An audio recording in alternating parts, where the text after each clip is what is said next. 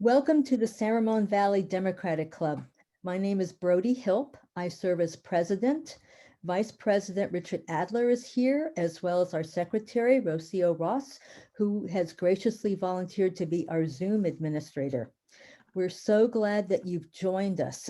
We are honored to have our congressman, one of our beloved congressmen, someone we are very proud of, Congressman Eric Swalwell.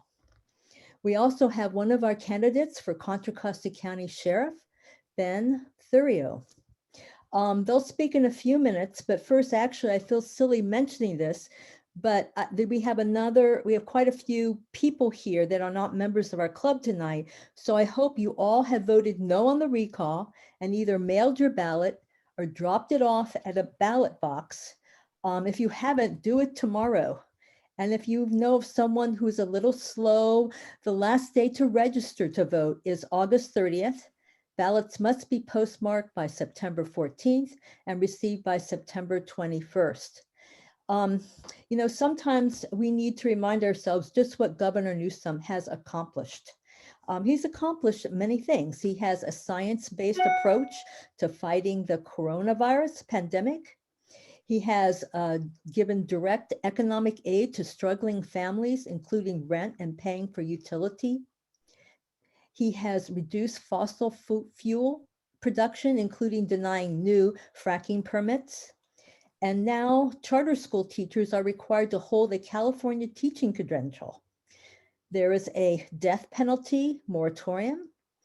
Medi-Cal has expanded to include undocumented immigrants, combining social justice with sound public health policy.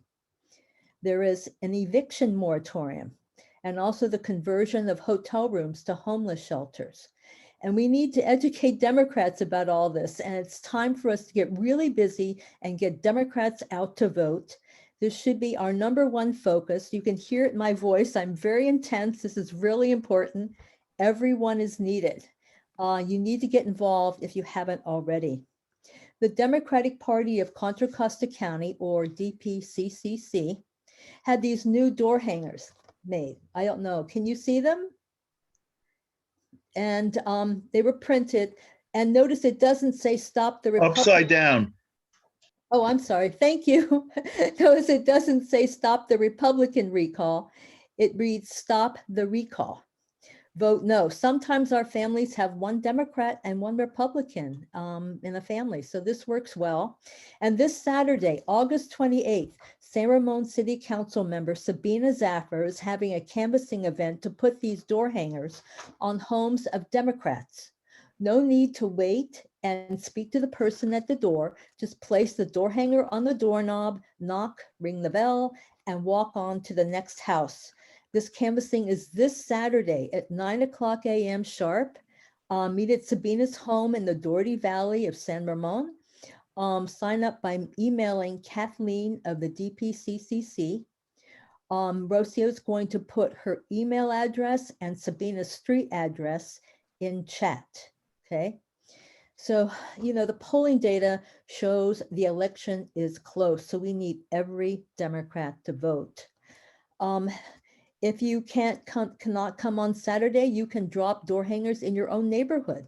Kathleen from the DPCCC can give you the information on Democrats in your neighborhood, and our VP, Rick Adler, who lives in San Ramon, can give you the door hangers. So look in chat for the info on how to do that. Well, I'm going to have to get more though, because I don't have a huge supply right now. Okay, and maybe I can contact Chuck Carpenter, and who might be on the meeting today, and we can arrange for one of us to meet with him and get more door hangers. Yeah. Signs as well, I think. We need signs. Yeah, okay. Because I was just going to say another thing you could easily do is place a vote no yard sign in your yard. How many do you have left, Rick? No, I'm out. I got to get more. Oh, you're out. Okay. That's why I think I only gave you what, 9 or something, and then you have. Yeah, they were all used up. Yeah. Okay. And then another thing you can do, you can contact Rick to volunteer for the Danville Farmers Market on Saturday mornings from 9 to 12 to talk to people about the recall. We'll always have 2 people, so you won't be alone. In fact, our volunteers say it's fun. We also are handing out yard signs there as when we get them. Hopefully, maybe Rick, you and I can get some by tomorrow. So you can get them Saturday. Okay. You can join our banner displays at overpasses. Rather than holding the banner, we now attach it to the fence. Then we volunteers hold signs and wave at the people traveling in cars on the streets. We do this from about 4 o'clock to 5:30. This past Monday evening, we had cars honk in support 63 times in 67 minutes, almost 1 per minute. And this was just the honks from the street, not counting the honks you hear from the freeway. So to sign up, email me, look at Brody Hill, look in the chat. If you want to stay home, you can always do texting, but it requires a bit of technical knowledge. The Democrats of Rossmore have a texting team who can teach you. Look in chat for that information about how to get in touch with them. But the overreaching, most important thing you can do is join a phone bank to remind Democrats to vote. Remember, you're not going to have to talk them into it. You're just reminding them to vote. Our member, Cecilia Manalga, has phone banks Tuesday, Wednesday, Thursday, and Saturday. So please sign up for one. Everyone needs to do at least one phone bank. Even if you've never done this, start now. It's easy. Look in chat for the link to sign up for a phone bank. Another thing everyone can do is encourage your Democratic friends and family members to vote. And maybe you need to help them vote if they need it. So that's one thing everybody can do. And all these opportunities and more are in our San Ramon Valley Democratic Club emails, which I send out 3 times a week to more than 600 people. If you haven't yet received one, please sign up by emailing us. The link is in chat. It's the president@srvdems.org. And also consider becoming a member. It is only $25 a year. Your dues go to help the campaigns of local Democrats. Our next focus is District Attorney Dinah Becton's election in 2022. So look into chat how you can sign up to become a member. People have asked me about our annual end of summer bash that we hold in September. Several weeks ago, in one of the SRVDC emails, we did a survey. We didn't receive a big response, but it was clearly not in favor of participating in the September 4th Labor Day parade, nor our September end of summer bash, which is outdoors. All were no, except 2 responses, and those were qualified. Maybe it depends, which means probably it depends on the prevalence of COVID. Well, the CDC has predicted a surge in the very transmissible Delta variant in late September, and the number of cases has already started to rise. We don't want to participate in the parade where many people are crowded together, which could turn out to be a super spreader. Like 2 months ago, the situation looked good. We thought we could have our end of summer bash, but now things have changed and our board has voted to postpone it. Lastly, our hearts are out to the Afghans and the people of Haiti. If you would like to donate to help some of the refugees resettling in our Bay Area, the Women's March of Walnut Creek are taking donations through the Jewish Home and Community Services. They expect 60 refugees in our area by the end of August. Look in chat for the information. And do we have Amy Dodson here? Yes. Oh, good. Good evening. Okay, here's Amy Dodson, the Volunteer Services Manager, to tell you a little bit about the program to help refugees. Sure. Thank you so much. Thank you for having me. I'm honored to be here. Yeah, it's been a whirlwind couple weeks. I work for Jewish Family and Community Services of the East Bay, and we have been resettling Afghan refugees in our area since 2008. As an agency, we've been around actually for 144 years, but we've been specializing in Afghans since 2008. We are currently a few people have started to arrive. The events today set things back again. But our current projections are that we will resettle around 200 individuals before the end of September. So that's a lot of people. Just to put that in context, we usually, in a normal year, we would resettle around 130 or maybe 140 people. So to try to resettle 200 individuals in a 6-week span is a big undertaking. We are very great. We have an Amazon wish list. I'll put these things in the chat when I'm done. If you'd like to get involved or help support, we have an Amazon wish list that ships items directly to our office, and then they go directly into the hands of refugees. Right now, we're mostly just asking for gift cards because we've been so overwhelmed by the community response. It's heartwarming. I had to rent a storage unit to store all of the things that people have donated to help the refugees. The outpouring of support has just been, it's been beautiful to see, but it's been keeping me very busy. And I also have I'll put a link to we have a Google form if you'd like to get involved and sign up to volunteer. I have had 2,250 people sign up to volunteer as of a couple hours ago, since we launched the Google sheet, the Google sign up sheet about 10 days ago. It's been less than 2 weeks. So again, the outpouring of support has just been amazing. So I thank you in advance for your patience if you sign up and you don't hear anything for the first few days. We are sending out weekly email updates, however, with what's happening, the most recently, and with volunteer opportunities and ways you can get involved to support. I could talk for a long time about this, but Brody said, 3 to 5 minutes. So do I have time to take any questions, or do you need to move on to the next? Well, we can have like one question if we have any. Does anybody, I don't see anybody raising their hand. Okay. So the information's in chat, and so I think we all sort of want to help with that. Thank you. But Yeah, I think you for being here, Amy. Absolutely. Thank you for having me. I'll put that information in the chat for you. Well, we actually put it in the information already there. Oh, you did? Oh, thank you so much. Check it out, but it should be there. Yes. Okay. Okay. And now, tonight, our first speaker is Ben Thurio, who is a Democrat and a candidate for sheriff in Contra Costa County. Ben Thurio was born and raised in Western Montana. He spent the formative years of his life on the Flathead Indian Reservation, where his father was a tribal chairman. When he was 17 years old, Ben enlisted in the United States Air Force. He served as a military policeman for 6 years. He is a veteran of the Iraq War and has been awarded several medals for his service. Ben has been a Richmond police officer for almost 13 years. He has a variety of assignments, most recently as a gang detective. He has lived in Richmond for over 10 years while serving as a police officer as part of a program that had the cops living in low-income housing. Ben still serves on several nonprofit boards that directly serve the Richmond community. He has a daughter who is 6 years old, and he currently works as a patrol officer overnight on weekends. As you probably know, we dislike our current sheriff, David Livingston.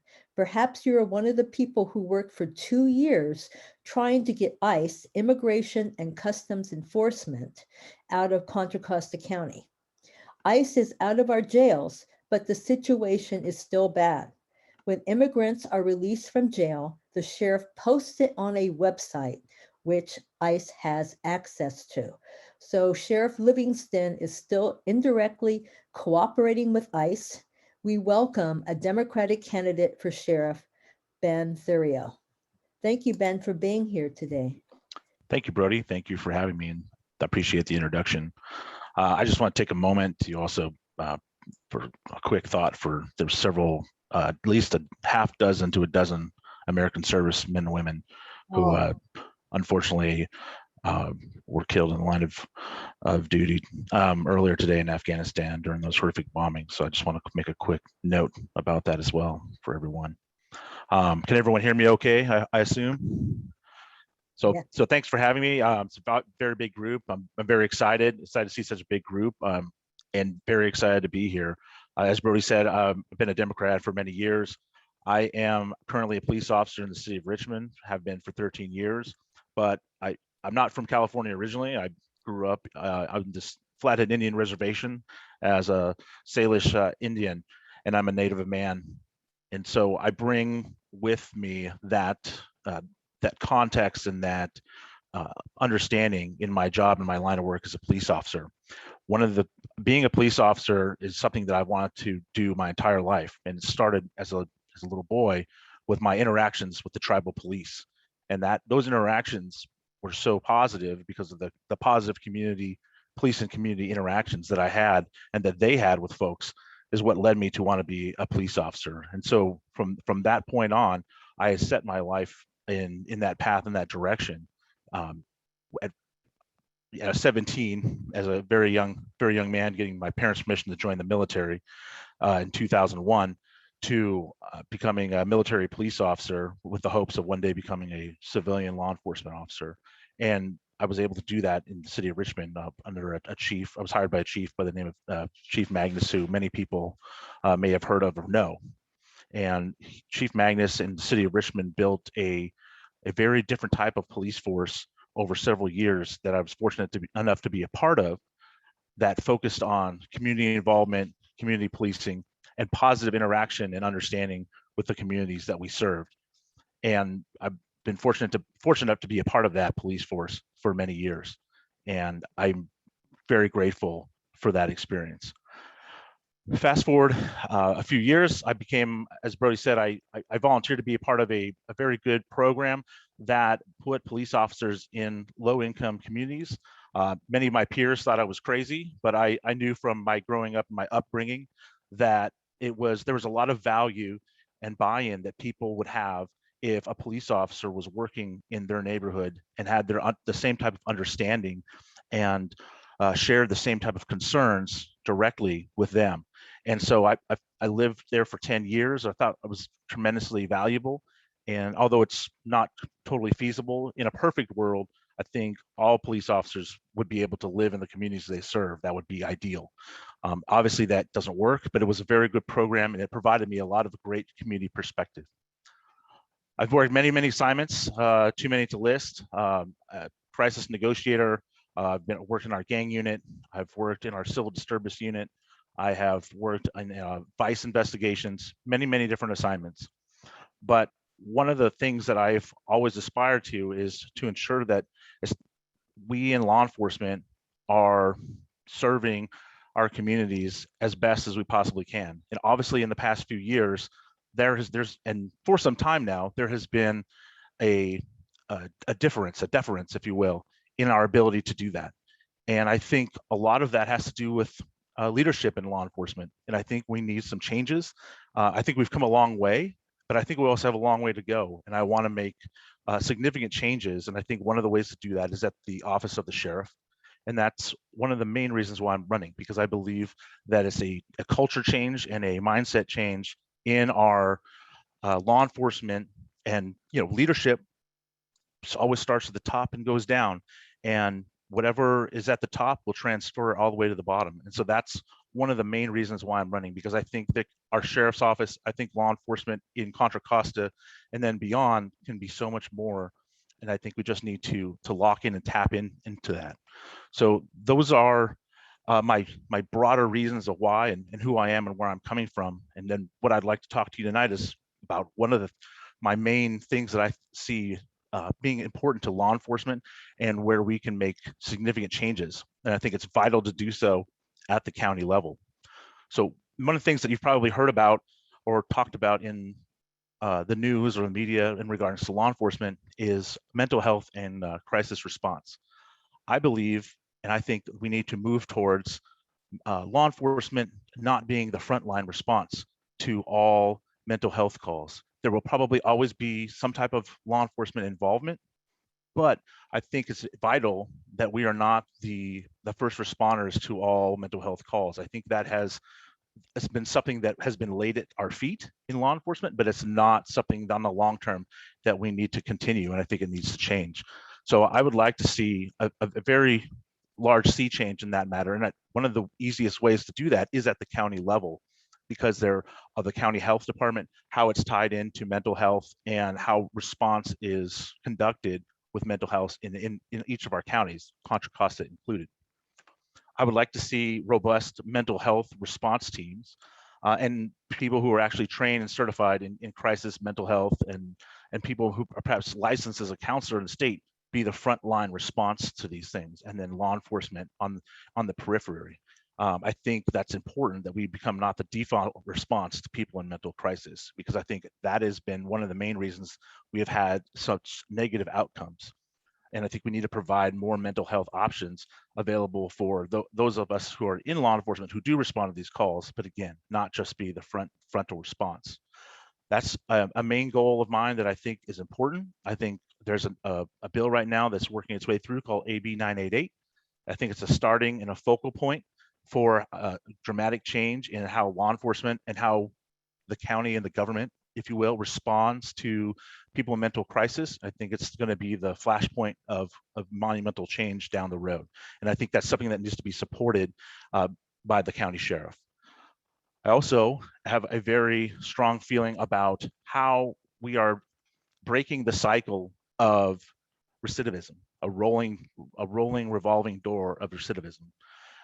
It's important for several reasons. There's a human factor of people not getting the needs that they need, that they need to have to get out of the revolving cycle. There is an economic aspect as well, that the costs are too great. So the costs are too great for on our humanistic side and a societal side. And I think that's something that needs to be addressed for low-level offenses. Low-level offenses need to be deprioritized for minimum jail time, so people can keep their jobs, pay their rent. People don't need to be locked up in a box for things like that, if it's going to, because it affects their ability to move forward. And of course, a lot of times it makes people reoffend. Additionally, we need support programs helping those who re-enter society and obtain work, training, and education to ensure people are able to provide for themselves. And the sheriff, if many people, I don't think, might not be aware, is in charge of all the jails in the county. And by being in charge of the jails, they are directly responsible for how these programs get implemented, how inmates get substance abuse treatment, how communication is provided in and out for folks. There are so many things that the county sheriff touches that could be instrumental in change for how we break these cycles of recidivism. And I think it's important to have someone in that office who understands that, realizes that, and actually wants to make those changes. And that is something that I would do. And then my last major piece that I want to talk to you about is accountability and transparency. Currently, only the contract cities that are employed by the Contra Costa County Sheriff, only those cities have body cameras and have any type of real transparency to the public. I think that's incredibly behind the times. It's 2021, almost 2022, and everybody should have body cameras. The sheriff has had 6 years of opportunities to provide body cameras for his personnel, and it has not somehow magically found a way not to make that happen year after year. It's just, quite frankly, archaic for our times and where we're at in law enforcement, and we need more robust leadership. And that's something that I would like to change.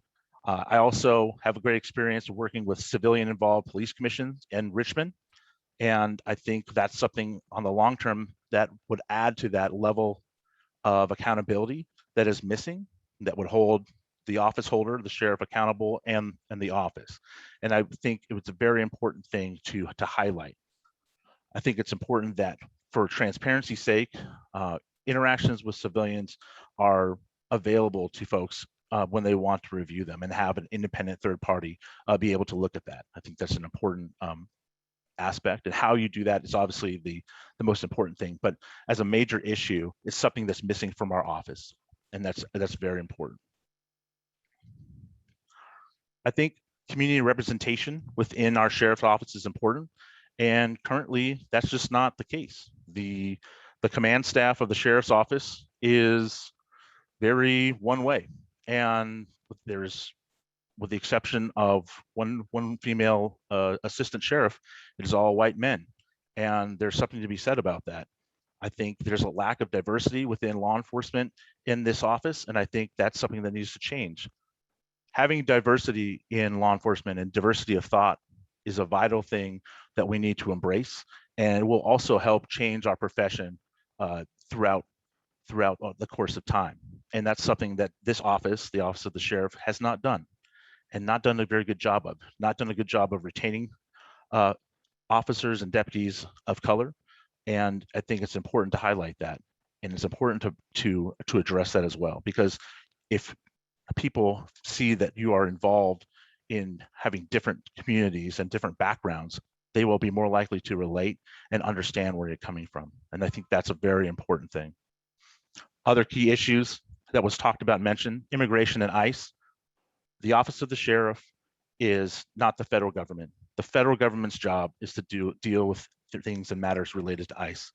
You do not pay your taxes. We do not pay at the local level for the sheriff to assist ICE. And I think that's not where the community is at, and not where the sheriff should be. And that's an important thing to highlight. And that's where I stand on that. Our juvenile system, I think we need to work on focusing youth diversion instead of incarceration whenever possible. The reasons being, that when you get people to a certain point, we go back and talk about the cycles of recidivism, and I think that's a problem. So we need to be able to divert people, young people, at a early age, and steer them away from the criminal justice system. We don't want them in the criminal justice system. We want to get them out of that. So those are important things to work with. I think that's a very, very critical piece.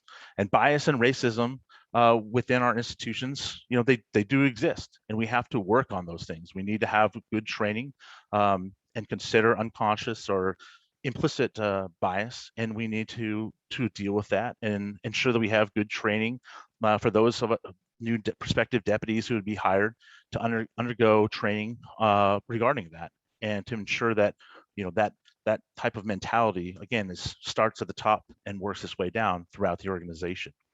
I think that's very, very important. And then last, use of force. Use of force in law enforcement is a very, very hot button topic, and rightfully so. We are granted power by the public, by you, to enforce laws, and then sometimes use force if we have to. But that needs to be at the very last resort when necessary. And people, the community that we serve, deserves full transparency when use of force issues occur. And I think that's very, very important in the Office of the Sheriff. Sheriff Livingston does not engage in his community across the county, and the community is the county. He is rarely seen in public. Many elected officials that I've spoken to do not know how to get a hold of him, do not have contact with him. Many community groups are not given access to the sheriff's office, can't get into the door, can't get into facilities, want to work with law enforcement, want to partner with law enforcement, but will not, are not allowed the opportunity. And that's wrong. And that's not what a person in public office, that's not what you should embody, and that's not how you should be. And that's a major difference between myself and Sheriff Livingston, is that I believe that we need to embrace those aspects. We need to embrace all communities within the county, all different types of groups, even people that I may not agree with. I think you still need to sit down at the table and hear them out. That's not what Sheriff Livingston has done in the past 12 years. And I think that is not the way that we need to move forward in this county. It's a major difference in mentality, and that's something that I aim to change drastically. So I just want to take a few minutes to obviously answer any questions that you have, and I'm very, very appreciative of the opportunity to speak in front of you. And I'm looking forward to a very intense race. It has been very difficult to even run against the sheriff. Many people have tried to, who are connected to the sheriff, have actually tried to get me to get out out of the race simply because, you know, I think that's just a mentality that some people have. You know, there's a power structure within this county that people, there shouldn't be any change whatsoever. And I think people can make a major difference in that. And I think that's what people want. So thank you. If you have a question, could you raise your hand? You go at the bottom of your screen to reactions. And when you click reactions, there's one option to raise your hand. Patrick Vanier. Hello, everyone. Hello, Ben. It's been a while. We got to know each other in 2017 during the DA race, if you recall. I do. Yeah, and so I want to ask you about the DA race. We have one coming up next year. There's two candidates that have declared. Diana Becton, our current DA, and then there's a candidate from within the office who's declared. It's been interesting to hear your platform, mental health, diversion, recidivism rates and breaking that cycle, juvenile justice, cooperation with ICE. Now, those are key issues that were discussed back in the 2017-2018 election. Many of the platforms that you talk about are things that Diana Becton supports. She supported consistently back when she was running. She continues to support these principles now. I think my question for you is this. Are you going to support Diana Becton in her run for re-election? And my second question is, if you are going to support her this time, why didn't you support her back in 2017, 2018 when she was running, when she stood for all of these same principles? And why did you support Paul Graves in 2017, 2018?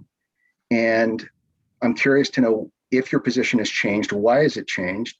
Because as recently as last year, you were quoted in the East Bay Times as accusing Diana Becton of allowing outside groups to influence her charging decisions on 148s and battery against police officers in the city of Richmond. And you actively campaigned against her in 2017 and 2018 and actively raised money for her opponent back in 2017, 2018. No, thank you for that. I appreciate it. So I want to give people a backstory for that. So I'm currently the president of the Richmond Police Officers Association, and I have been since 2016. So that's the head of the police union. Now, as the head of the police union, oftentimes I am put in situations because I actually do not have a vote within the police union. I steer the ship, if you will, but I don't get to determine its course. And many, many, many times I am put between what my personal convictions may or may not be compared to what the body votes and directs me to do. So in 2017 and then actually 2018, at the time, the direction from the police union then was, and again, not at my vote, but at the behest of the board, was that we did not support Diana Becton, that we would support Paul Graves. And that was done in accordance with the DSA at the time and other POAs within Contra Costa County. And that was the decision that was made. And, you know, these are always valid questions. I get them a lot. The first time for the DA's race, but oftentimes people want to know the difference between, you know, why I've maybe had to speak on something that, and then what the difference is between my personal beliefs. And that happens quite frequently. And as the head of an organization that's elected, you sometimes have to take your personal opinion out of it. And that's, I think, something that all elected officials have to do, whether, you know, depending on the situation. And that was one of those cases where the other board, the union board, directed me to do so. And that is the direction that we went. Now I'll say, fast forward to recently last year, same thing. As the head of the police union, there are times when I am asked to speak out on things one way or the other, and might not necessarily be my particular viewpoint, but that is the direction that I'm given by a board, and that is how the police union functions. And sometimes it is very difficult because I mean I can think of currently right now there are my personal beliefs with vaccinations, I'll say, and I am vaccinated, have been vaccinated, and I have officers who do not want to be vaccinated, and I have to deal with that. And it's very, these are difficult issues to work with, but it also gives me a lot of expertise for the Office of the Sheriff in dealing with labor issues, which there are always very many in law enforcement and within an office like Richmond Police Department or the Office of the Sheriff. And then back to to the first part of your question, Patrick, the district attorney and I, may not always agree, but we also have an open line of communication, and I would say that's very good.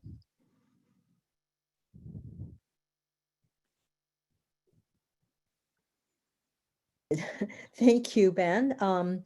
Our next question is Veronica. Thank you. And thank you so much for giving us your time and coming to speak with us today. I was pleasure. very impressed by your words. And if you came to office, I would hope that many of those became actions. My question regards if you were to take charge, become our next sheriff, in two instances where a police officer was shown to, like, let's say, post racist content on social media or just kind of be caught engaging in any sort of like bigotry, and also in cases of excessive force, would you, I guess partially, how would you handle that? And would you be willing to terminate that officer in such cases? Yeah, I would say obviously depending on the severity, but I mean, there's it's the severity of the force and what the circumstances were. I mean, there's obviously, there's many different hypotheticals, but on the surface, yeah, bigotry and racism, whether it's on social media or it's unacceptable, it's unprofessional, and no, I would not tolerate it. I have a very low tolerance for that. And look, as I've stated, these things exist in our institutions. I'm not gonna. I think anyone who tells you otherwise is not being forthright. And then same thing with force. It would depend on obviously the different situations. But I'm personally a use of force instructor, and so I have a high knowledge of what is lawful and legal force. I've testified as an expert many times in our courts, and in Richmond we were one of the most robust and progressive police departments in the country, and we were identified under President Obama's 21st century policing model. And then Attorney General Loretta Lynch came out and visited us just to see how we operate. And I was a part of all of those use of force instructions as well. And so I mean, I feel, although again I'm just a part of the machine, so to speak, but I have a lot of foundational basis in what is appropriate force and what is not. And I know when people are going overboard, and that would be handled and addressed. And obviously the severity of it would depending on what is occurring. But I do not have a high tolerance for unprofessional behavior. It brings down our profession.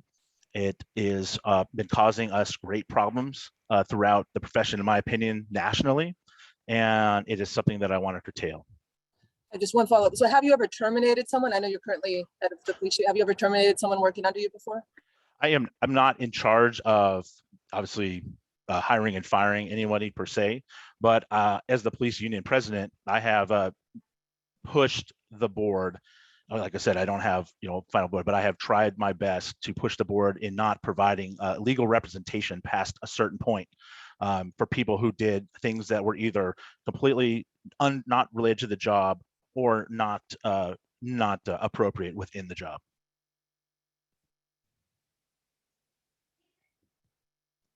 Okay, Brian, do you have a question?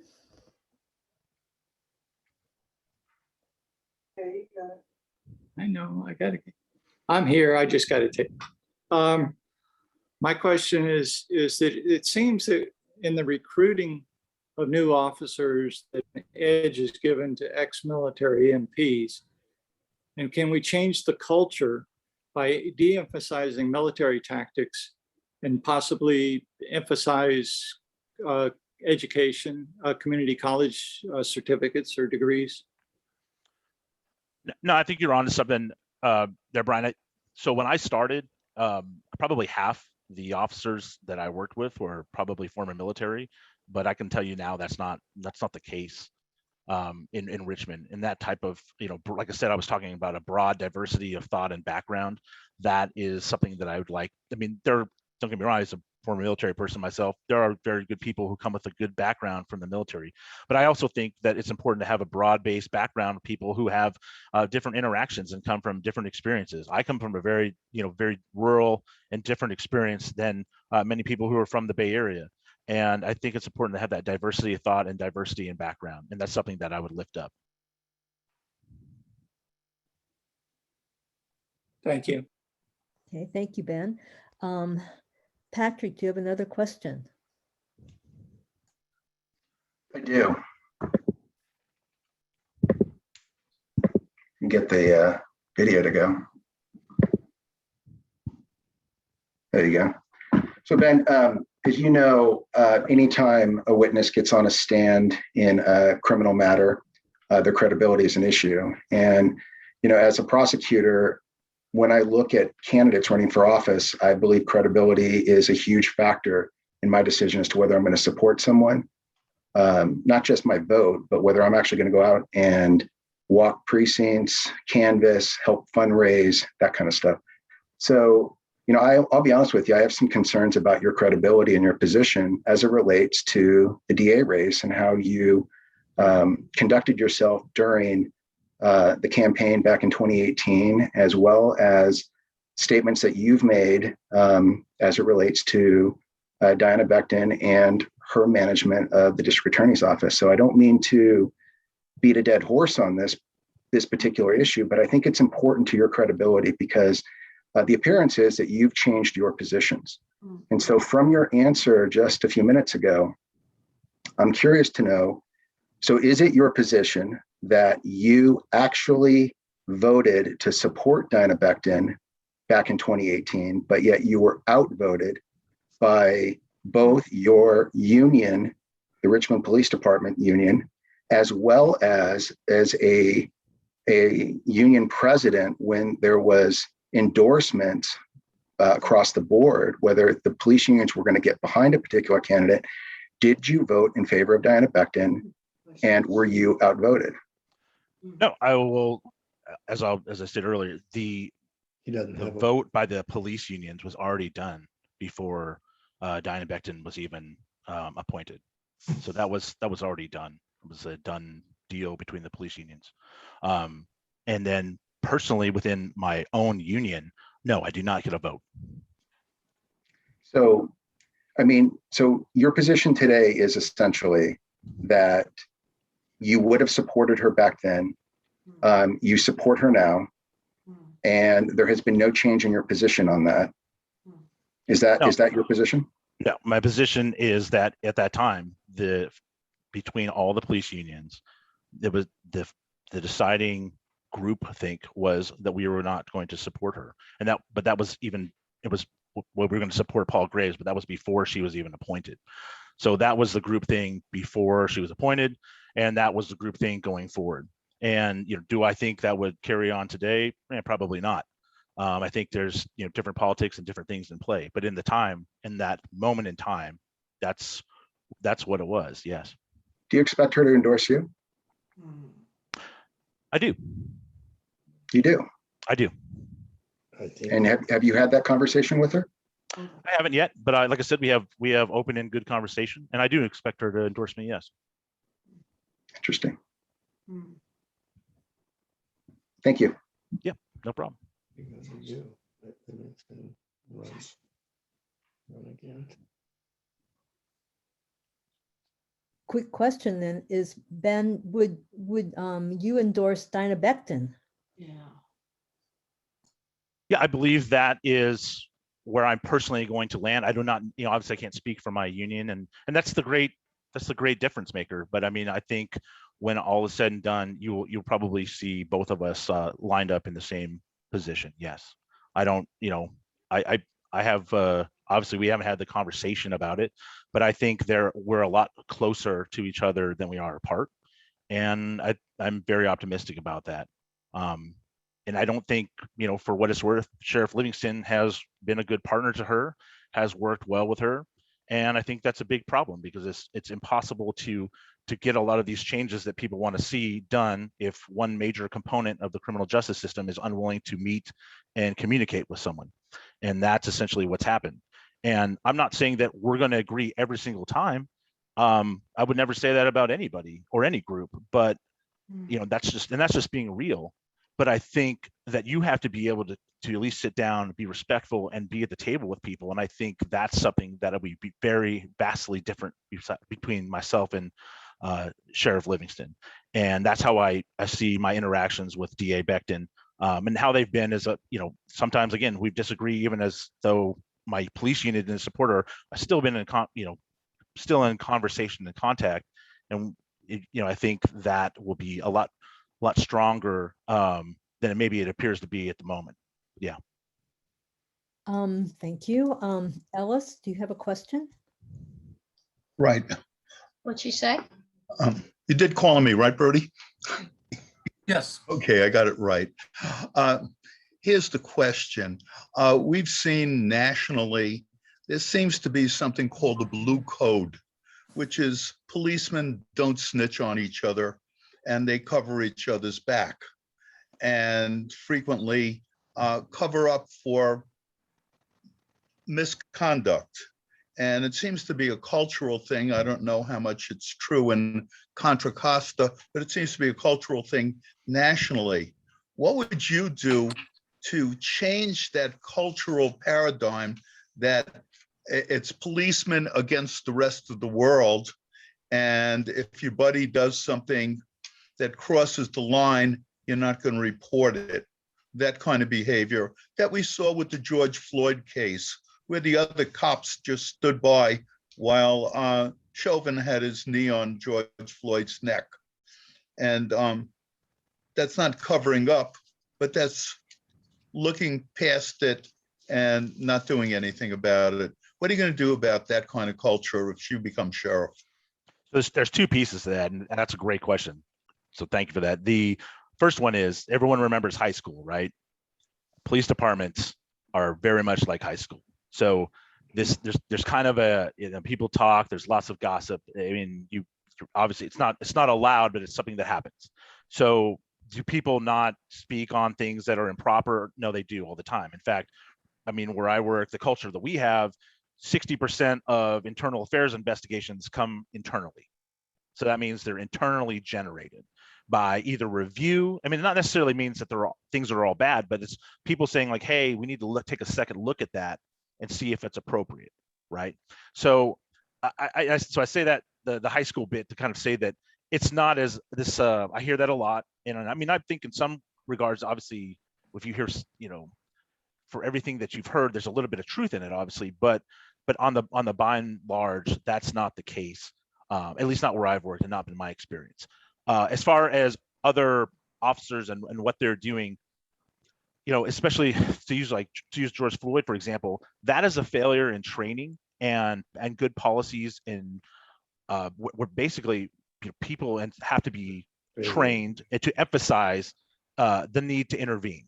And that is what the failure of that was. And that is something that needs to be taught and retaught, is that you those are policies that I would have and take to the sheriff's office, that you have a responsibility to intervene. So that if someone is going beyond what they should do, it's your responsibility to step in and to deal with that. And if not, then you're just as much responsible for the person next to you.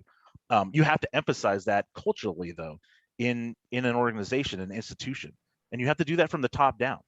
That's very important to do. And if you can't do that, then if you can't do it at the top, then how are you going to expect people on the street to do so? So that's how you transcend those issues.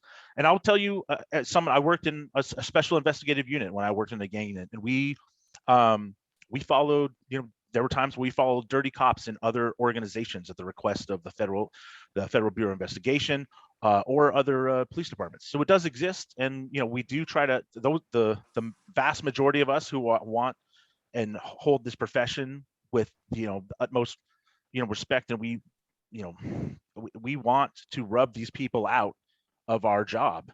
It is difficult. It is difficult. I'm not going to say it's easy. It's not, but I've done it. I've personally surveilled police officers who were doing corrupt things, and and it was handled. And you catch some things and you miss on others, but it's something that's important. And that's a part about accountability and transparency. And those are things I have no problem talking about here in the public sphere. And I would talk about them as sheriff too. I think it's important to have these type of discussions and be honest and forthright with people.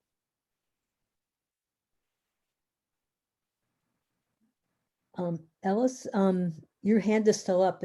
Has he answered your question? Thank you very much. Yes, you did answer my question. Okay. We have a question from Rick Adler. Yeah, I just wondered if there's going to be a candidates forum between opportunity to debate or at least discuss your positions and how they may, how they differ from Sheriff Livingston sometime in the near future. It hasn't been put forward. I would be more than happy to do so. Yeah, thank you. But as of yet, the only overtures I've received from Sheriff Livingston are to get out of the race. That's it. I see. Karen Beck, did you have a question? It's nice to hear a different voice, but I have a question. What is your education? I'm currently finishing my bachelor's at the University of San Francisco. Okay. And one other thing I had a question about, and maybe I just didn't hear this, but are you going to actively seek Dinah Becton's, endorsement? Yes, I will. Okay, well, that's good to know. Okay, very good. Thank you very much. Thank you. I have a quick question to follow through. You said that, if you were to see, or if you saw corruption in your police officers, you would handle it. What do you do? What happens if you see that? So, by law, obviously we have due process in this country, and we have due process within, and rightfully so. I mean, I don't arrest somebody and drive them to San Quentin, and that's not how, it should never be like that. And the same thing inside a business. People there, you have to have an investigation. I think it's important to have a robust investigation to ensure that all people involved are provided the opportunity to say, what their involvement on one issue or another may have been. And if it's important to have those as transparent as possible. There are certain state laws and things that bind that up. But then on a second level, something that I've talked about and worked with in Richmond as the police union president here is we have a civilian police commission. And I think that's something that should be advocated for at the county level as well. And I think that's important. That's a big difference again between in my mindset between the sheriff and myself. Again, how you do it is what matters most. It needs to be something legitimate. But I think if you have those two things, both the internal and the external, I think that provides the layer of accountability and trust that people are looking for. Nice, yes. Stuart Winter?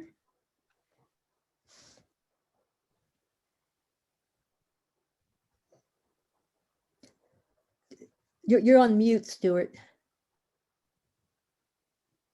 Sorry about that.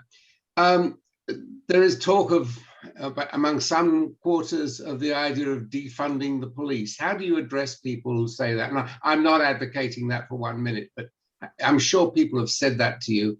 How do you address it? A lot of the times, thank you for that difficult question. A lot of the times, people, when they're talking about defunding the police, really what they're trying to say is they're talking about having the police have a different role in having in what they're responding to. So I think the term defunding the police is absolutely terrible. It's not a good framing. It's not really what people are trying to emphasize. And what matters more is, to the point of what people are talking about, is having police do other things that are not being involved in other things that they may have been involved in the past, like mental health, for example, at least not as the frontline response. What I disagree with people who have advocated for defund is the kind of false dichotomy that you can only have one or the other. And I think people need to have both. You need to have robust law enforcement and public safety and alternative services and responses to things that maybe don't need to have a police officer respond to. You need to have both of those things. And one of the unfortunate things that has been pushed forward in this discussion and things that are in the ether about defunding the police is that it has to be one way or the other. And that's just not, I don't think, what people are actually looking for. And I think it goes against good public safety for everybody. And it's been a real problem. And I think there'll be some long-term effects in some communities because of it. So I think that's the major difference in what I see for defunding. I know there's one area in Oregon where they actually have no police department. They have community people. But I think people around here, they really mean just shifting some of the police officers to mental health services like you had talked about. Judy Finch, you had your hand up for a while.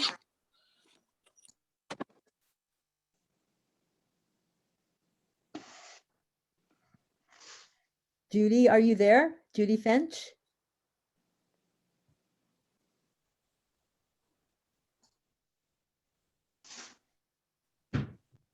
Okay, then we'll come back to Judy Finch and we'll have Veronica. Quick question regarding the civilian oversight. So I don't know technically if a commission is different than an oversight board, but from what I've heard you say so far, you'd support investigation, like them having staff, like investigative staff that could do their own, let's say, an independent investigation in cases of excessive force or anything. Would you, sorry, that's the first part. And the second part, would you also support them having some sort of subpoena power, like being able to actually, directly question and have some power to question police practices?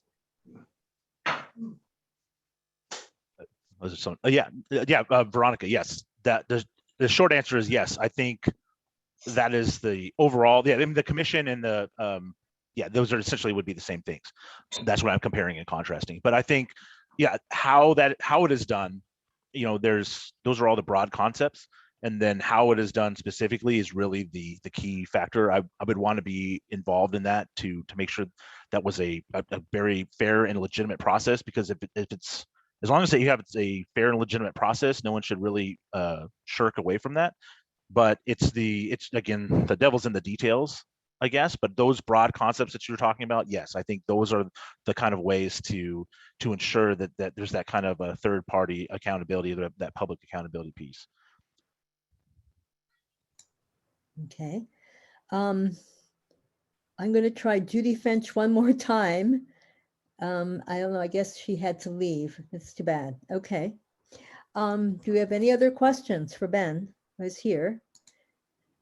Ben, we appreciate you coming and speaking to us, and it's been very interesting hearing what you have to say. It sounds promising, and we look forward to any other forums or opportunities we have to see you speaking and ask questions. Yeah, so, thank you. Oh, wait, Karen, do you have a question? Yeah, just Okay, one more sorry. question. I want to ask you, how are you going to fight against Livingston talking about how he's a lawyer and, has all this, professional background? How are you going to frame that for yourself? Sure, easy. The state of California requires that to be sheriff, you have 10 years of service, have an advanced post, and that's it. Those are the requirements of for being sheriff. It is not some highly technical position. The sheriff himself is not in the weeds every day trying to figure out how the county is, how the operating pieces in different parts of the county are occurring. I mean, it transitions up, but you have many different people in assistant sheriffs and an under sheriff who do that work. And then it is your responsibility as the elected officer, constitutional officer. That's your job to ensure that all that is done correctly. So you're obviously the finally responsible. All that stuff is great. He's been in police management for 20-25 years. Well, guess what part of the problem is in law enforcement, in my opinion, is we've had all these people who've been up in the high throes of police management for decades, and they have been doing a terrible job for decades.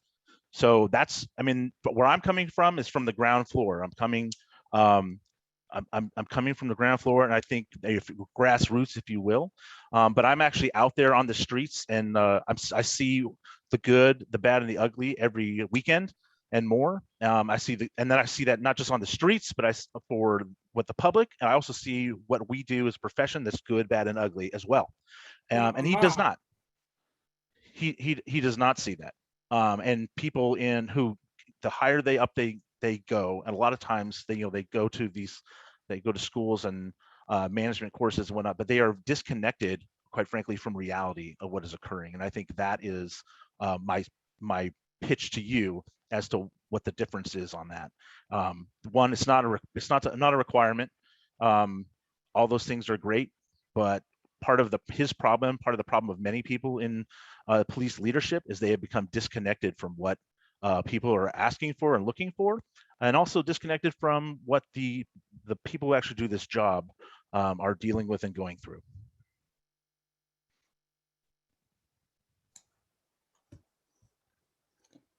Thank you. That answer your question, Karen? Yeah, did that answer your question, Karen? Yes, thank you very much. I think that's a good one. He's out of touch, basically, is what you're saying. Yes. Absolutely. Yeah, thanks. Well, thank you again, Ben. Thank you for spending time with us and answering all of our questions.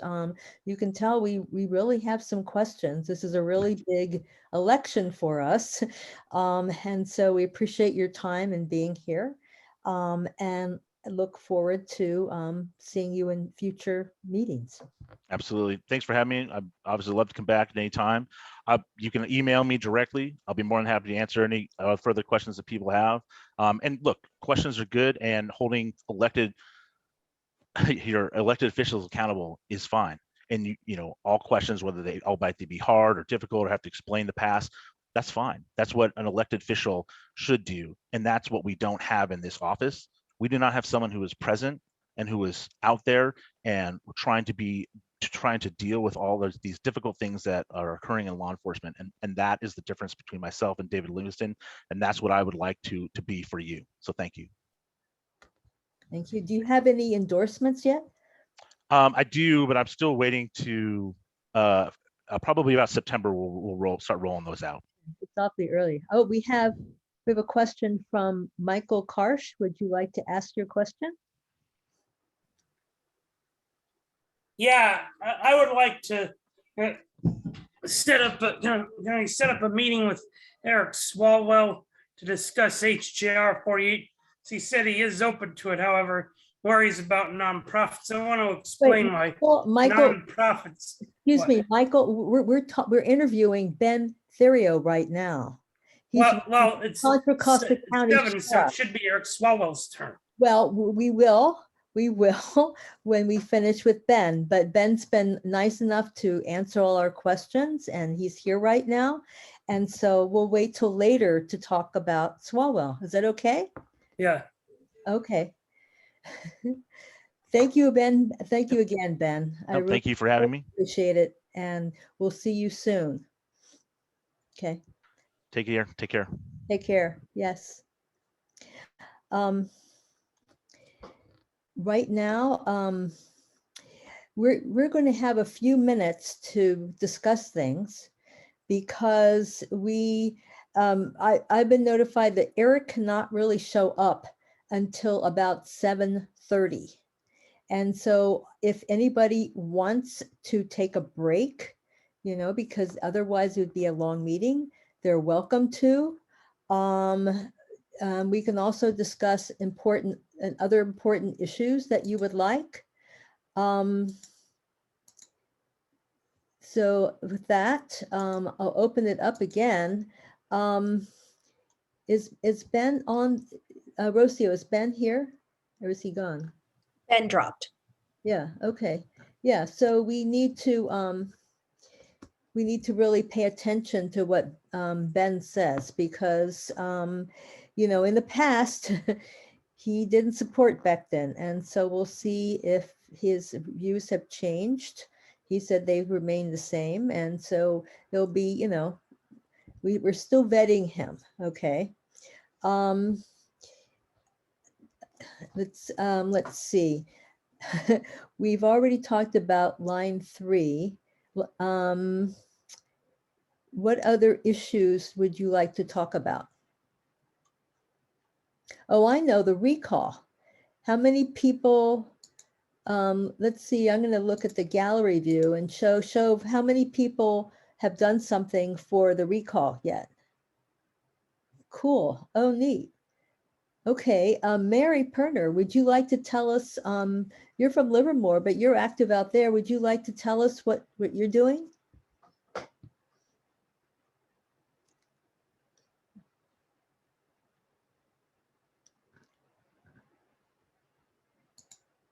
Mary, we can't hear you. We need to unmute yourself. Do you know how to unmute yourself? Yes, excuse me. I was typing up a question for Congressman Swalwell while I was talking to you.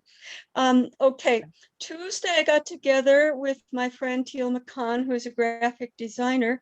She and I went to downtown Livermore and wrote up about 24 sidewalk chalk posts asking people to vote no on the recall. And let's see, then. Did you have to get permission to do that? I should have. I did not. So now I'm probably a felon. Well, no, I just wonder if they came by at night and then, you know, used to hosed it off, or did it stay They there? may have. They may have. They may have. Okay. I'm not sure I'm going to do that again, but it was fun while it lasted. And then on, what was it? Sunday morning, we are now tabling at the Sunday Livermore Farmers Market for the recall, for no on the recall. And so I went out early Sunday morning and spoke with voters and asked them had they voted, and hoped that they would vote no on the recall. As it turned out, progressives must sleep in. And shortly after I left, all the progressives arrived. But at least I beat the heat. So those are the 2 actions I've had so far. And I have signed up for tabling and vote and training people to talk to recall, to voters about the recall for the next 2-3 weeks. What is that through? What organization is doing the training? This was through Livermore Indivisible and Swing Left. Okay, nice. Okay. Kirk Smith, I think you had your hand up. I can't hear you. I just had my hand up to say that I voted no. Oh, okay. You said how many people have voted no? So yes, that's true. By the way, I did get, you know, we can't, we're in Crow Canyon where you can't put anything out in the lawn, but you can stick stuff on your window. So we have, Joanne has a Black Lives Matter, this thing that's been up there for a year. But then the ACLU just sent me a really nice small thing that said, you know, vote no on the recall. Yes. So I put a piece of double-sided tape and stuck that on another pane in the window out there, which is allowed. But it's really scary. I think the way they put this ballot together, it's just confusing. There ought to have been some simpler way than how it was put together. Yes. I mean, yes. I know other people have told me about that too. Mary, do you want to make a comment about that? Forgot to mention and give Jackie Taryn Rankle of the Tri-Valley Democratic Club has taken the lead on tabling for the Livermore Thursday farmers markets, and I'm signed up for that too. So Tri-Valley Dems is busy as well. Well, Jackie Taryn-Renkel came and helped us hang our banner at the Bollinger Canyon Road exit in San Ramon. So she came all the way from Livermore to San Ramon. So that was just really, really nice. Yes, Carol, would you like to comment? You have your hand up. Yes, yes. I was just going to encourage people to remind people to sign the outside of the ballot envelope. Over 100 people didn't sign it, so their votes weren't counted in the last election in our county. So we got to tell people that. It's you know, vote, be sure to vote no, sign your ballot should be the next sentence. Thank you. Sign your ballot envelope. Right. I helped my neighbor do that, and I made sure that we signed that envelope. Yes. Actually, I've been at the county when they receive those envelopes. They have your signature in a computer of your driver's license, of how you signed it in your driver's license, and they look at the ballot envelope and they compare it to your signature on your driver's license. So they really do compare it. It's amazing they can do that for everything, but they do. So yeah, so it's very important. Let's see. Oh, we have Eric coming into the room. That's great. Rick, are you here? You could, we've been doing banner drops and it's really been a lot of fun. But I think I already talked about that. So let's see. Eric, are you here yet? Hello. Hey, Eric. Oh, there's Eric. Hi. Well, Hi, Brody. Great. Thank you for getting here so early. My goodness, but I want to introduce you. Okay. That's okay. I'll wait. So here we go. Hold on. Well, actually, our second speaker needs no introduction, but he's one of our favorite Congress members. And back in 2012, we worked to get him elected. And he won, and now he serves on many important committees, including the Judiciary Committee, the Intelligence Committee, and the Homeland Security Committee. Eric is part of the leadership team in the House. He is co-chair of the Democratic Steering and Policy Committee, which makes committee assignments and sets the caucus's policy agenda. He also founded and is chairman emeritus of Future Forum, a group of almost 50 young Democratic members of Congress focused on issues and opportunities for millennial Americans, including student loan debt and home ownership. Eric rose to prominence when he was tapped to serve as an impeachment manager. There are many interesting questions to ask him about the impeachment and also about his lawsuits against Representative Mo Brooks from Alabama, Don Trump Jr., and Giuliani. So welcome, Eric. We're so happy to have you here. Thank you, Brody. Thank you to the club. I am at a place that is all too familiar to all of you. I'm at the IBEW Hall, our office here, the 595. And before we begin, I think you probably already mentioned this, but it's a very tough day for us as a community, also just as a country. But to lose, it looks like 13 service members, 12 Marines, and a Navy medic in Kabul, as well as the Afghan civilians who desperately crashed the gate, waiting for any opportunity to try and get out of harm's way and get to a new unknown place that certainly will be better than where they're leaving. So we recognize the service, the courage, and the patriotism of those that we lost. But it's a tough day for the country, and many are seeking to politicize it. But I'll just say, today we lost, the best of our country in those Marines, and family members here in the Bay Area, certainly to the Afghan community, grieve as well. My office has just been absolutely consumed for the last 2 weeks with helping Afghans who are eligible, whether because they were interpreters or because they helped us stand up a rule of law in Afghanistan, or they assisted U.S. Non-governmental organizations. We've been helping people eligible to try and get out of Kabul and to the United States. And the number of cases that my staff have worked on, and many of you know my staff, 6,000 cases in 2 weeks.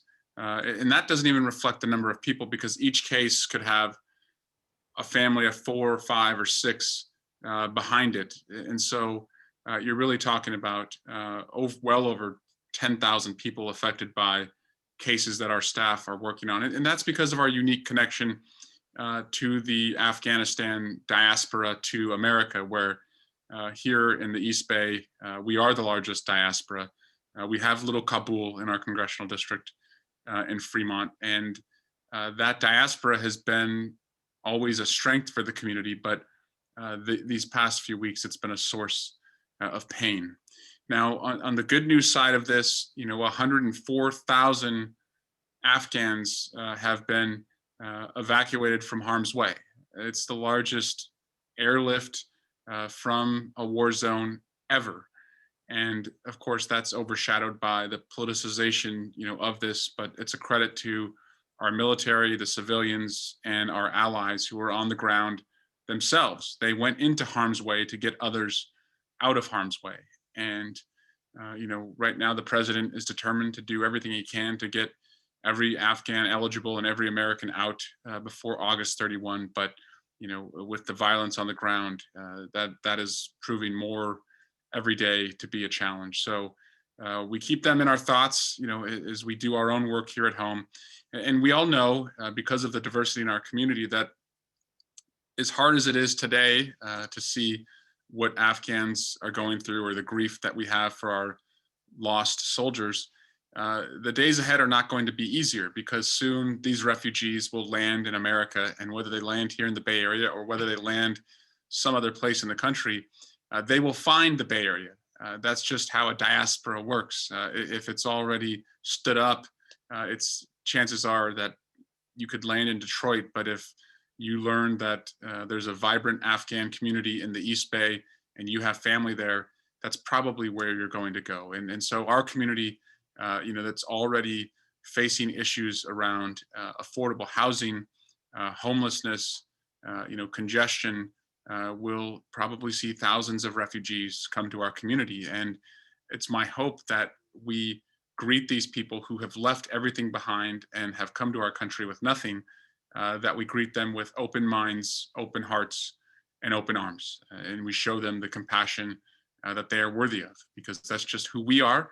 And that's what they deserve, having helped us over in Afghanistan for 20 years as we sought to defeat terrorism. So that's the top of our office's priorities right now. We also this week in Congress passed the John Lewis Voting Rights Act, and that was the best part of this week so far, was to do that. And John was a friend, he was a mentor, he's someone that I and my colleagues miss every day, but he was an inspiration for all of us, that if we were willing to be patient, stubborn, and uncomfortable, that we could cause good trouble that would make a difference in the lives of all Americans. And so in his name, we passed a voting rights bill that would go a long way to making sure that what's going on in Texas and Arizona and Georgia and Florida would not be allowed. Now, as I know, that there will not be a single Republican vote, just as there was not a single Republican vote in the House and the Senate. And so it's incumbent on all of us to keep the pressure on Democratic leadership in the Senate and Democratic members that they have to break the filibuster or reform the filibuster if we have any shot at overcoming these anti-voter measures in these states. We also passed the framework of the Build Back Better agenda. So in addition to taking up the infrastructure bill, the bipartisan infrastructure bill, $1 trillion invested in road, rail, surface transportation projects, and clean green energy projects and broadband projects, we have a care economy project, which will allow whether it's paid family leave for every person in this economy, the permanent extension of the child tax credit, and also a child care tax credit for families who cannot afford child care and have to make that decision of working or staying at home to be a provider for your children in the home and a caretaker for your kids. So hopefully that will put more and more people into the workforce, as well as something that we have in California, an in-home support services program, so that aging Americans who cannot afford senior living have access to in-home support care. We would federalize that and have that in every state. So there's a lot of great things in this Build Back Better package, and the work that we're going to do in the next 3 weeks will show the American people the value of it. And my hope is that it'll be passed by the end of September. And so there's a lot that's happening in Washington that affects us here at home. And I know that, one other aspect of all of this is that we will not forget what happened on January 6th, and that is a day that democracy nearly died. And my thought on the floor, as I waited for instructions as to where to go, and didn't know what was outside the chamber, but I could hear the screams and the chants and the pounding on doors and the smashing of glass. The overwhelming feeling I had that day was, it can't end this way. Not my life, but the story of our country, that our democracy cannot die in this manner. And as we were given instructions on how to put our gas masks on, the House chaplain, unexpected, unannounced, unsolicited, went up to the podium where the president typically speaks for the State of the Union, and she started praying. And it was almost as if it was a last rites, not just for the souls inside the chamber, but for the soul of democracy. And I just thought, it cannot end this way. And because of the bravery of the men and women who were in hand-to-hand combat for hours outside, we were able to leave the chamber, get to a secure location, and then come back within hours and certify the vote. But it's on life support today. We are not out of this at all. And the same ingredients that led to that dark day still exist in our country and manifested through Donald Trump, who continues to feed this fire, this beast that could take everything we value down. And so I'm committed, whether it's through supporting the January 6th Commission, who's relying a lot on the work that we did in the impeachment trial, or my own lawsuit to bring accountability to those actors, to making sure that everyone is held accountable for what they did, and that we never see a day like that again. And as we start to look at, the seats that we can win here in California, and there are 4 that we lost in 2020, and there are others that we can also pick up.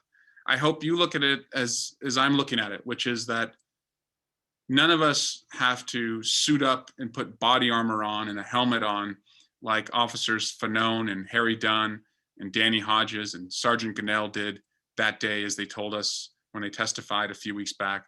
We're not asking you to be in violent hand-to-hand combat, to defend this country. But if we start mobilizing with the same vigor and passion and integrity that those officers showed that day to defend our country, and we believe in it as much as they believed in it, as they put their bodies in front of our democracy, that we can hold the tough seats in California, and that we can flip the ones that we need back to keep the majority, because we cannot afford to have a Republican majority that would obsess over taking Joe Biden down, would turn over public health guidance as it relates to this pandemic, and make us less safe and less well. So if we just bring that same passion that those officers brought that day, we will make sure that this democracy goes from life support to being resurrected and most importantly, redeemed. So I'm all in to do that, Brody and the gang, and our organization very shortly will be reaching out to you. You've worked with us in the past. It's called Remedy. We're working through redistricting to identify the states and the battleground districts to work in, and we'll be calling on you to come to this great Union Hall here to make the phone calls, send the text messages, and yes, get on buses and go to these congressional districts and help us be a part of that remedy and redemption project. So I'll turn it back to you, Brody, and any of the members if you have questions.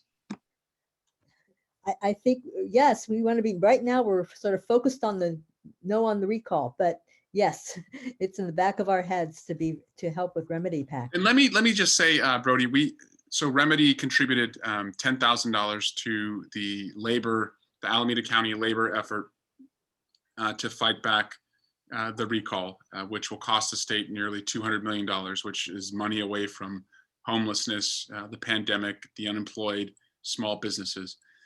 And yes, we are, just about 19 days, I think, away from the vote. The encouraging part so far is that 2-1, by 2-1, Democrats have returned ballots, more than 2-1 than Republicans have. That's good, but we have to keep that up because we know Republicans are election day voters. And so we have to make sure that people continue to get their ballots in. I will send to you, there is a paid effort that is going to be run out of Fremont that the No on Recall campaign has. And one of the AC Transit Board members is leading that effort.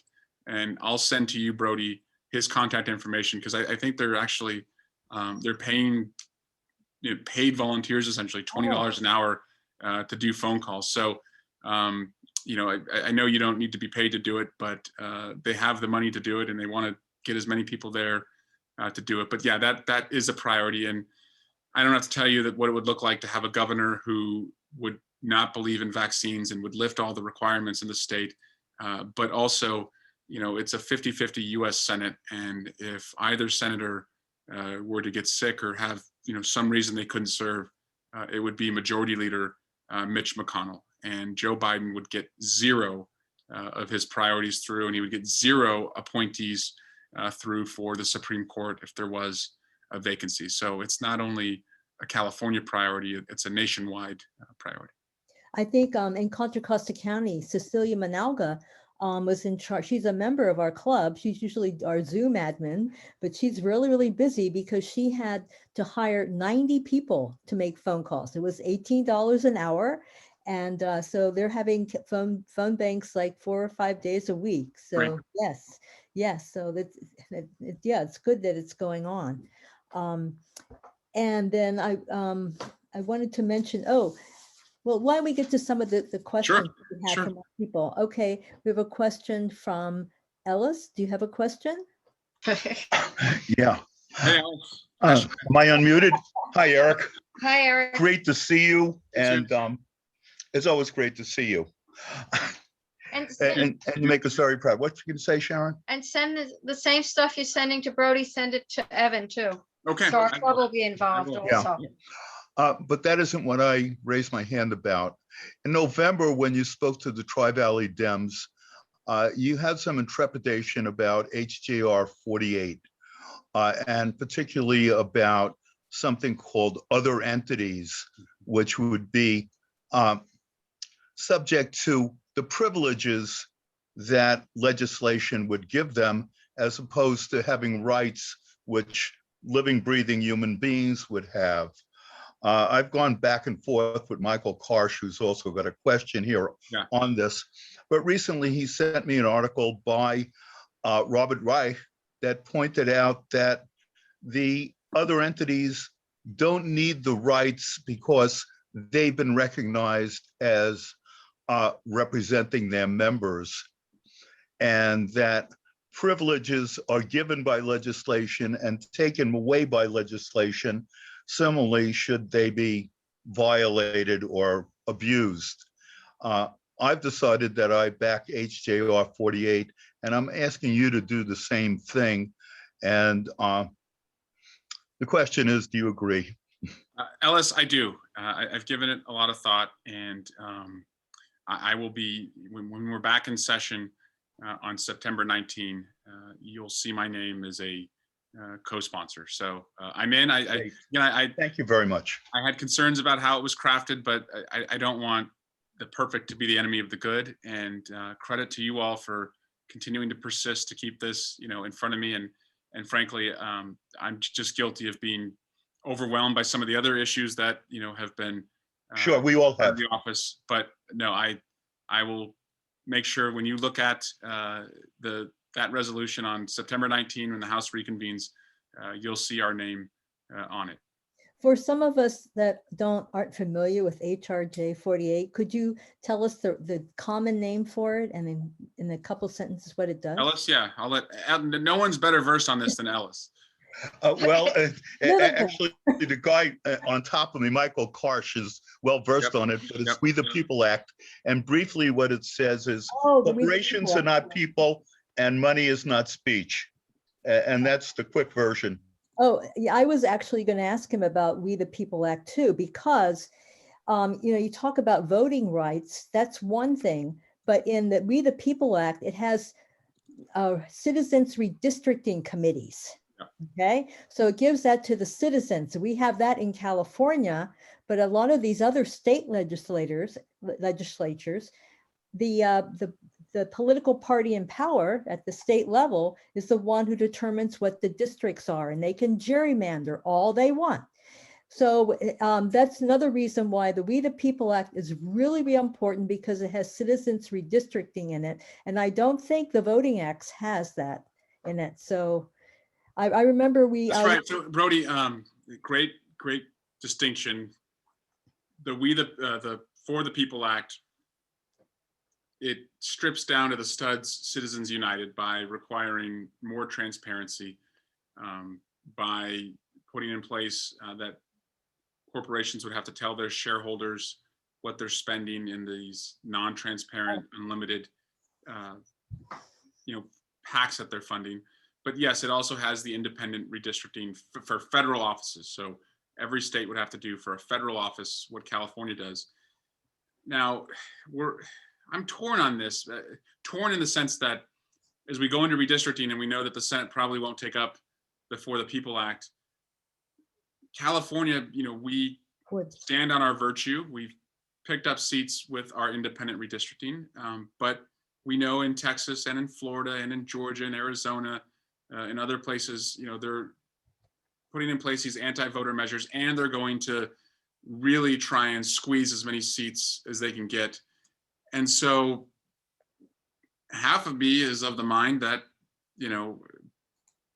I would love to see Democrats do that where they can do that too, just because why do we have to, fight for our democracy with both hands tied behind our back? And the other half of me, believes that our virtues is what makes us who we are. And at the end of the day, the good guys or the good gals always win, and that virtue always prevails, even if it takes a long time. As Dr. King said, the arc of history is long, but it always bends toward justice. So it's frustrating to see that Republicans are going to do this, and we're arguing for an independent commission. And while we try and have independent commissions across the country, we're probably going to lose out on what they are ultimately doing. But yes, you're correct, Brody, that is part of the For the People Act. Okay, yeah, not We the People Act, For the People Act. I'm sorry. Yes, Michael Karsh. Thank you, Eric. Yeah, well, I was gonna talk about what else wanted to, but see, again, sounded like you were confusing HR 1, the For the People Act, which is an act, with HGR 48, which is the We the People Amendment. HGR 48 is a constitutional amendment, not an act. And for that reason, HR 1 being an act can accomplish HGR 48's goals. But another thing is, since HR 1 is just an act, not an amendment, passed without HGR 48, that any campaign finance reform in it would be overturned by the Supreme Court. But what HGR 48 does is it's a constitutional amendment, and part of it says money is not speech. It bars the Supreme Court from overturning campaign finance reform. And the other thing is about the other entities thing. I mean, to add on to what Ellis said, of course, I wrote in the chat about a specific case about why even good other entities don't need rights. But for another thing, there are certain bad other entities like the Heritage Foundation, the Cato Institute, ALEC, the Chamber of Commerce, and certain PACs. But on top of that, even if good and other entities have rights, they can get corrupted by entities we don't like. For example, the California NAACP, by its name, is supposed to help colored people advance. Well, if it's supposed to help colored people advance, why did it oppose Prop 16 last year, which would have restored affirmative action? Well, I think it's because it was bought and paid for.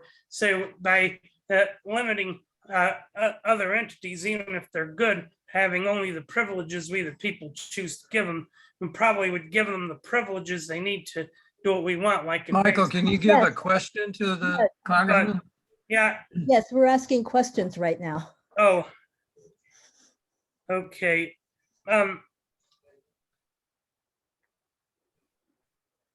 Well, I guess. Well, I guess that you understand what I'm saying. Then is my question. Thank you, Michael, and I appreciate your passion and vigor. And you and Ellis and others have been on this for many years. And as I said, I think I was guilty of making the perfect the enemy of the good. But the 30,000 foot intent of the We the People amendment is to essentially say that money's not speech, and I agree with that. And so, as I said, you'll see me on that. Yeah. Mary, do you have a question? Hi, Mary. Hi, Congressman Swalwell. So I was in a meeting this afternoon with a number of friends, and one of them, who cannot be here tonight, had a question for you. And I am no authority on this topic, but I will do my best. Sure. And here we go. Many people agree that carbon pricing, a cost that is added to carbon pollution to encourage polluters to reduce their output, is the most efficient way for nations to reduce global warming. Could you please discuss carbon pricing's role in the budget reconciliation bill? And I believe that was my friend's question. Yeah, so we are, one, I support a carbon tax or carbon pricing. I'm on Congressman Ted Deutsch's carbon tax legislation as a co-sponsor. We are now in the next 3 weeks undertaking the task of, we set the limit of what the reconciliation, it's called reconciliation, but I would encourage all of you to call it Build Back Better, because when you say reconciliation to most Americans, their eyes just gloss over that. They don't, most Americans spend like 3 minutes a week thinking about politics, and 3 minutes a week is the amount of time we don't think about politics if we're on this Zoom. So the Build Back Better agenda, we set it at 3.5 trillion. That number could come down through negotiations with some of the moderates in the Senate and even in the House. But we're now in the next couple of weeks, going through just what is included in that. And of course, carbon pricing or carbon tax would be a part of what we call a pay for. Like, how do you pay for the care economy of paid leave for all? Well, yes, a carbon tax would be one way to do it. How do you pay for investments in wind, solar, alternative fuel cells? Well, yes, carbon pricing would be a way to do it. So it's certainly in the realm of, one of the pay fors. I support it being included, and I hope that in a couple of weeks, the good news of the Build Back Better, package would include that. Thank you. Mm-hmm. I believe that's the Citizens Climate Lobby, right? Yes. Carbon pricing, yes, good. Rick Adler, you have a question? Yeah, great to see you again, Eric. Glad you could make it, get off that jet plane and get over here and be able to attend the meeting. I wanted to also just ask how Brittany's doing, first of all. So she's 30 weeks pregnant, and if anyone has any techniques, I welcome them, because the baby is breached. So his head is up here when we need it to be the other way. And so we essentially have like 4 or 5 weeks for him to flip. Otherwise, she has to have a C-section, which is, very invasive, as you can imagine. There are a lot of techniques I've heard as to how you can get him to flip. My favorite one is that, if I, put my mouth on the belly and talk to him, that it's like a hostage situation and I can negotiate him to flip, that he may follow the sound of my voice. Others are like acupuncture, and the most aggressive is that the OB could manipulate from the outside the baby and try and physically do that. But that, we've been told, is highly painful and not very successful. So that's probably more detail than you want. But yeah, I'm in a standoff right now with this 30-week-old who we need him to figure it out. Great. Best wishes in resolving that in the best way possible. Yeah.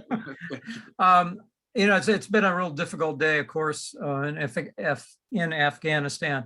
I'm just wondering, you serve on the Intelligence Committee, and we have been able to get intelligence from that region because we've had people on the ground. Will we be able to get a high degree of reliable intelligence without having our people there through other means, like the Navy or whatever ways we have to, drones or whatever, to know what's really going on there after we leave? Well, that's a great question. So first, we will make sure that the Taliban honors its human rights obligations, not just bilaterally, meaning just us telling them they have to, but because we've had a lot of allies from countries as small as Romania to countries as big as, the UK and Australia, who have gone into Afghanistan with us to help us defeat terrorism over the last 20 years. But we were there too long, and we saw in the last 2 weeks that, we could have been there for another 20 years, but we can't ask our soldiers, our men and women in the military, to fight and die in a conflict that Afghans themselves are not willing to fight and die for. And so I do support us, leaving. But yes, on the intelligence side, as someone who's on the Intelligence Committee and chairs, a subcommittee that oversees the CIA, I want us to still have resources on the ground that make sure that Afghanistan does not once again become, a training ground for terrorism. But because of the success that we've had, whether it's, killing Osama bin Laden or, vastly dispersing Al-Qaeda and ISIS, terrorism is now more decentralized. It's not necessarily headquartered, in one country as it really had felt before 9/11.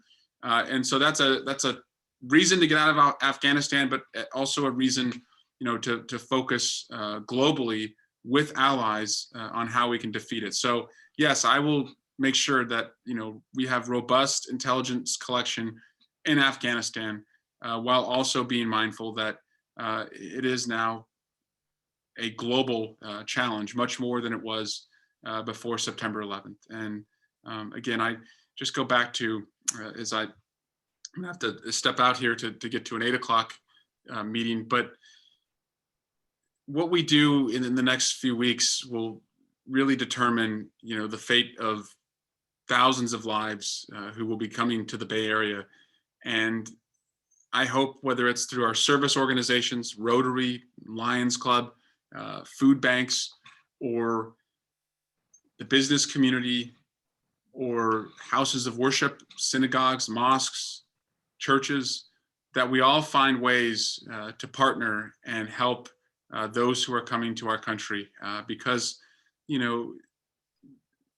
knowing the resiliency that already exists in the Bay Area, these individuals will be the next scientists and teachers and CEOs and members of Congress. If we get this right, that we just put our arms around them and welcome them in the way that they deserve, and in the way that I know we know how, to show them. So, Brody, thank you on this sad day, for having me with you.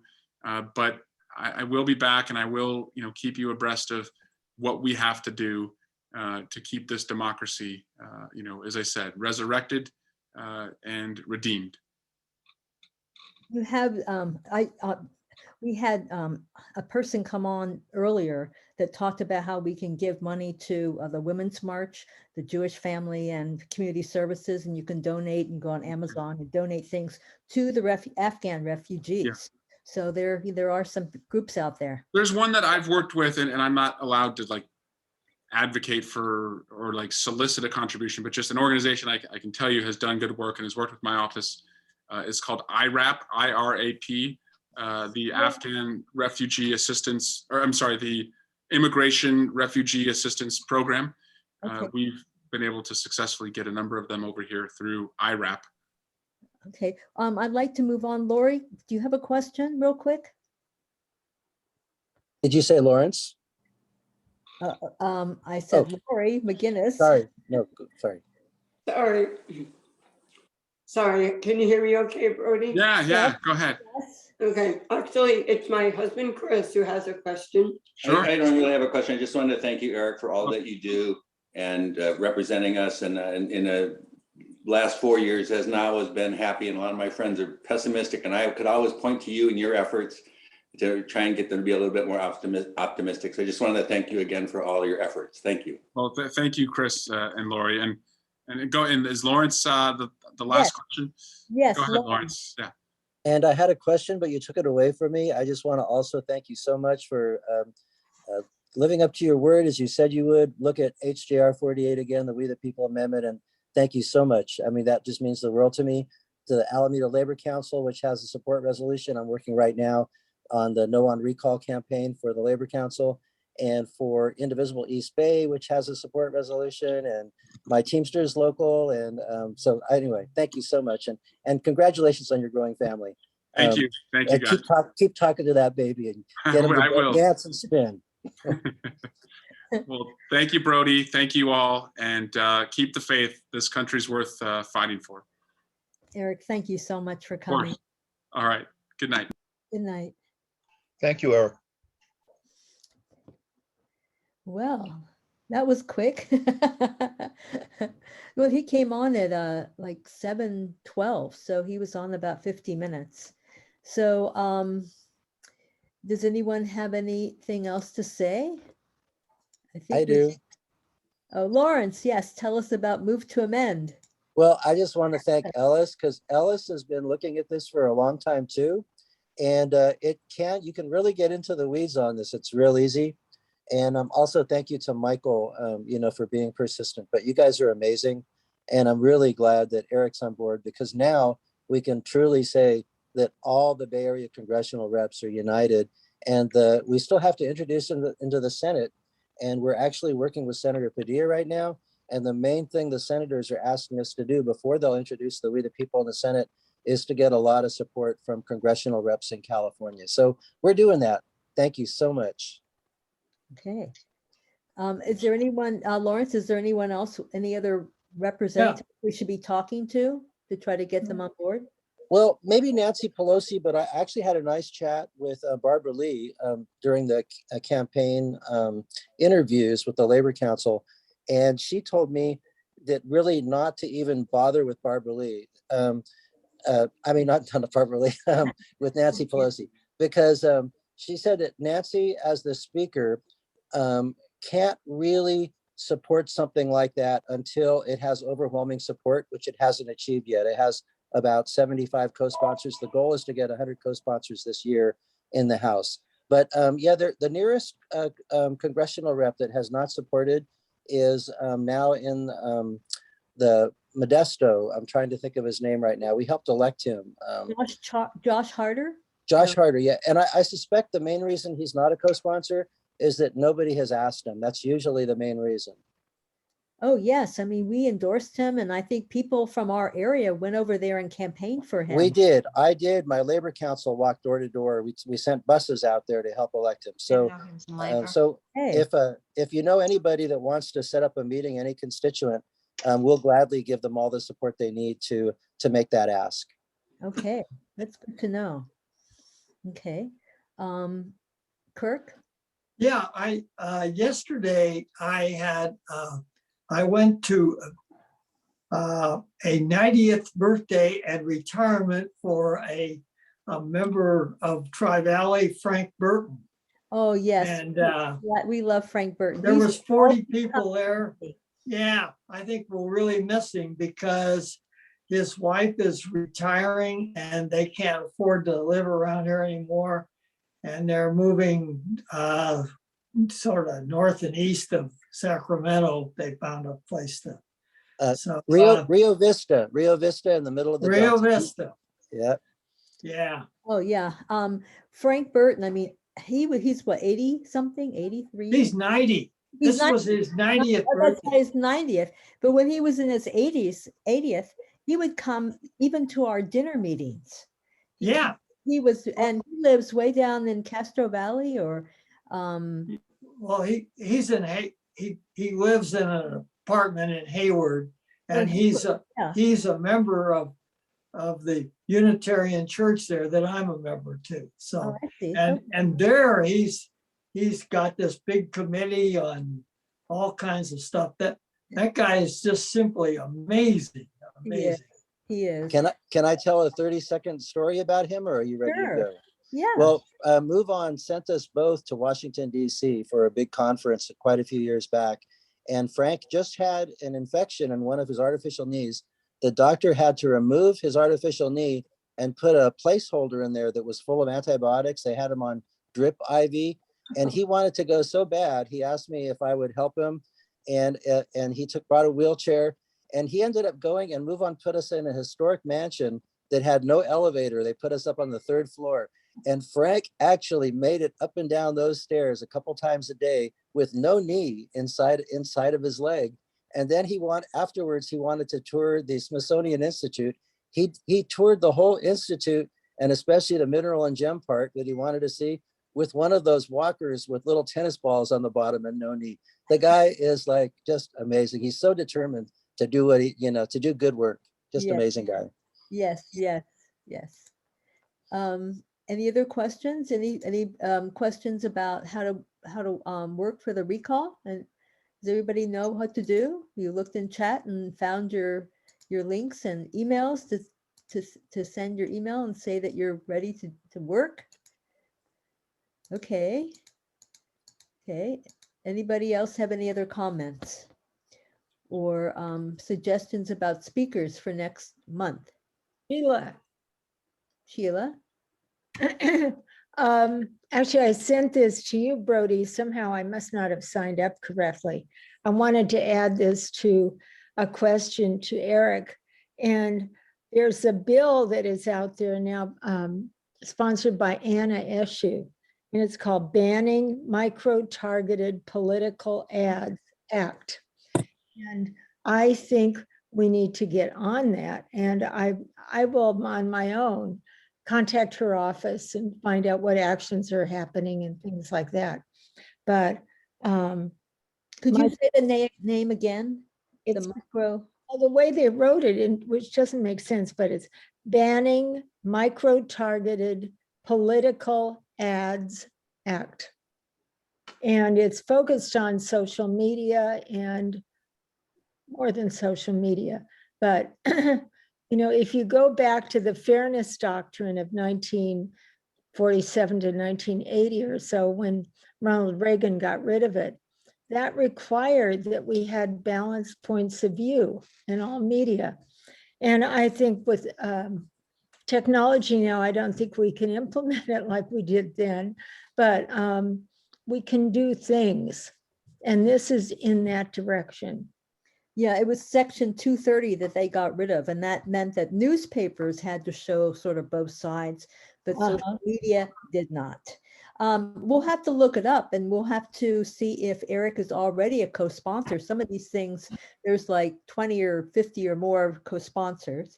And if not, then we will have to ask him in emails to please co-sponsor that. Right. What's the news on plastics? Are there any good legislation on plastics? Or is that at the state level? New legislation. Well, there's going to be something on the California ballot in 22 for everybody to vote on regarding plastics. And I can't remember the details on it, but yes, You need to research that, and I need to get that. Is the election going to be in February or March or when? Or I don't know. I don't know about that. Okay, Probably November. yeah, probably November. Primary. Yes. Okay, yes, that's something we need to focus on. Thank you, Sheila.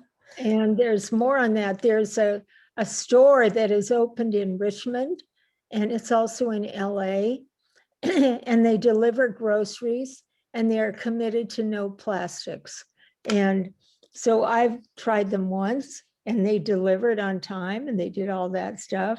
So that's happening. And there's a wonderful woman in Walnut Creek who is opening a store on September 1st that is all no plastics on Ignacio Valley Road. I don't have the address in front of me, but if anybody wants it, send me an email and I'll send you information. You know, they can make not plastics, but they can use bamboo shoots, or they can use things that are biodegradable to make something that's like plastic. And so I guess it just hasn't been funded very well, and it hasn't taken off, because that would be what we really need. Yeah. I ordered a whole lot of toilet paper from this grocery store, and it was all made from bamboo. Oh, good. Oh, wow. Okay, there we go. Yes, cool. Any other issues people want to bring up? There's a substitute for plastic. It's called paper. Well, paper, you have to cut down trees though, too, you know. Yes. Well, you can't make bags out of air. Yeah, Well, they do. that's true. It works. Yes, especially for meats and everything. They bag it in paper now. Yeah. And there are products. I'm creating a list of products that like Stasher is a product that you can put in, you know, vegetables and things in it and put it in your refrigerator. It's just like a plastic, but it's not. Oh, use it over and over. Okay. Okay. That's good to know. Okay, well, thank you so much, everyone, for being here. We look forward to, as I explained earlier, we're not going to have our end of summer bash because of the rise in the COVID overall, but we're going to have a meeting on Zoom. So I'm hopefully going to try to get Nancy Skinner. We'll see. So yes, because she would, there's lots of good things she's done. So anyway, thank you all so much for being here. And I'll see you next time. And if you like, you know, I'm sure, I think mainly most people here have signed up for the email. So anyway, thank you so much. Good job, Brody. You did Yes. a great job. Thank you, Brody. Thank you. Thank you all for